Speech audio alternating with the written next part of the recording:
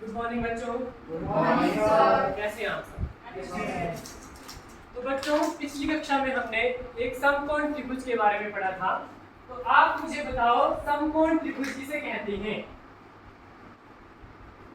आदित्य, आप बताओ।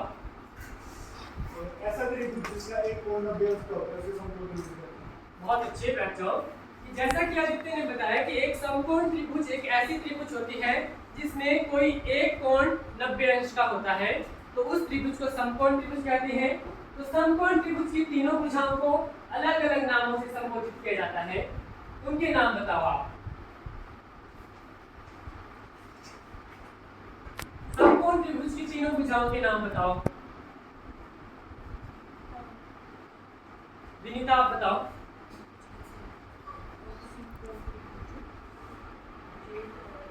लंब, कर्ण, आधार। बहुत अच्छे, बैठ जाओ। लंब, कर्ण और आधार। तो जो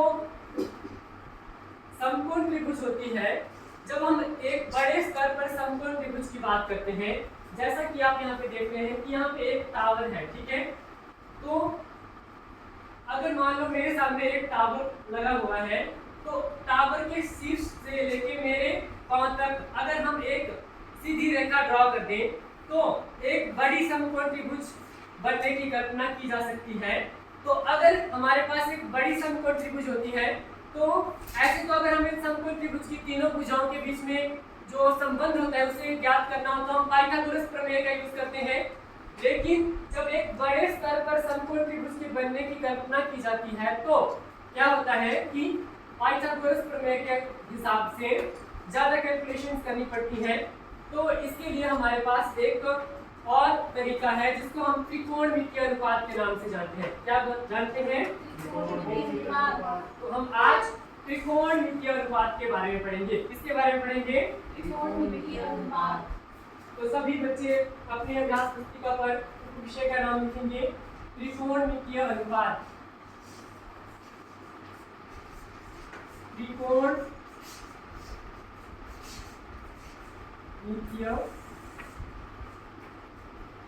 अनुपात लिख रहे हैं सभी? Yes sir.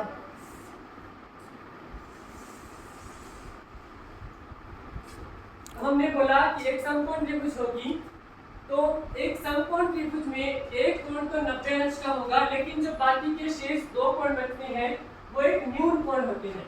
वो किस तरह के कोण होते हैं? न्यून कोण। तो एक समकोण त्रिभुज के त्रिकोणमितीय अनुपात उस त्रिभुज के एक न्यून कोण के त्रिकोणमितीय अनुपात उसकी भुजाओं और उसके कोणों के बीच के संबंध को व्यक्त करते हैं। मतलब एक समकोण त्रिभुज की भुजाएं और जो कोण होंगे उसके बीच में जो संबंध होगा उसको हम जो उस समकोण त्रिभुज का जो न्यून कोण होगा उसके आधार पर लेते हैं, और उन अनुपातों को क्या कहते हैं? त्रिकोणमितीय अनुपात। क्या कहते हैं? त्रिकोणमितीय अनुपात। तो सभी बच्चे साथ साथ लिखेंगे। आगे को बैठो। एक समकोण त्रिभुज के एक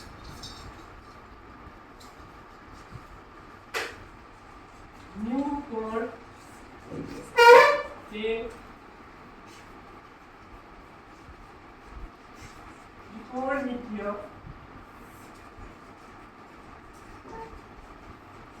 अनुपात। क्या बोला? किसके बीच में संबंध को बताते हैं? उसकी भुजाओं और किसके बीच में? कोणों के बीच में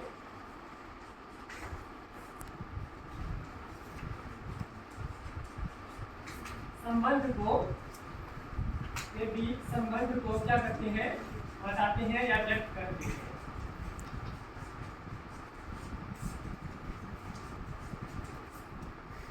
सभी बच्चे एक समकोण त्रिभुज अपनी अभ्यास पुस्तिका में बनाएंगे।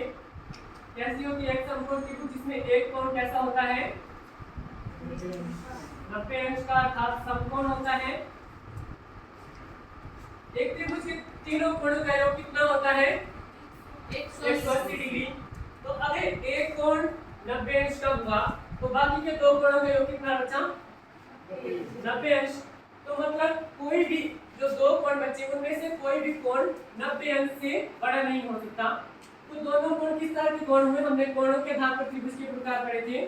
तो 90 अंश से कम वाले कोण को क्या कहते हैं? न्यून कोण। तो यहाँ पे अगर ये समकोण है हमारे पास तो इस कोण ये एक न्यून कोण होगा। अगर इस कोण को हम थीटा मान लें, थीटा एक नाम है, तो थीटा के रिस्पेक्ट हम इन त्रिकोणमितीय अनुपातों को देखेंगे। ठीक है, तो अगर ये त्रिभुज है ए बी सी, ठीक है, तो इसका आधार क्या हुआ?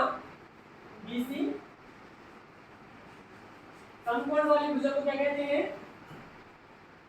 ये वाले भुजा को क्या कहते हैं? लंब। लंब। तो लंब क्या हुआ? AB। और जो समकोण के 90 अंश के कोण के सामने वाली जो भुजा होती है उसको क्या कहते हैं? कर्ण। मतलब एक समकोण त्रिभुज की सबसे लंबी भुजा को कर्ण कहते हैं। तो पहला जो त्रिकोणमितीय अनुपात हमारे पास आता है वो है साइन ऑफ इस न्यून कोण का। जो ये न्यून कोण हमारे पास है इसके रिस्पेक्ट टू साइन। तो इसे हम ज्ञात करते हैं, एक सूत्र है हमारे पास, लंब बटा कर्ण। हमारे पास लंब की लंबाई होगी, हमारे पास कर्ण की लंबाई होगी। तो लंब क्या है हमारे पास यहाँ पे? AB। और कर्ण क्या है? AC। तो ये हुआ साइन का मान, साइन ऑफ दैट न्यून कोण। मतलब इस न्यून कोण का जो साइन होगा वो होगा लंब बटा कर्ण।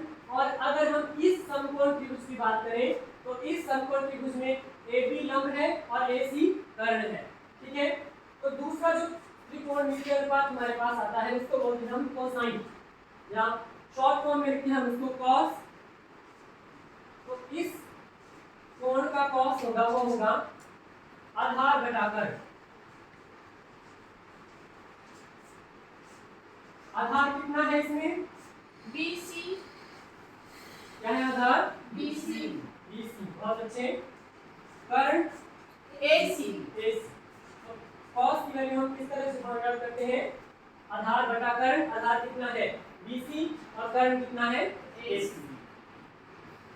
तो अब मुझे बताओ कि त्रिकोणमितीय अनुपातों में किस तरह की त्रिभुज का इस्तेमाल किया जाता है, किस तरह की त्रिभुज को हम देखते हैं? समकोण त्रिभुज। तो समकोण त्रिभुज में क्या होता है कि जो उसकी भुजाएं होती हैं, उसके कोण होते हैं, उनके बीच में संबंध होता है। उनको हम एक अनुपात की फॉर्म में देखते हैं, उनको हम एक अनुपात की फॉर्म में हल करते हैं।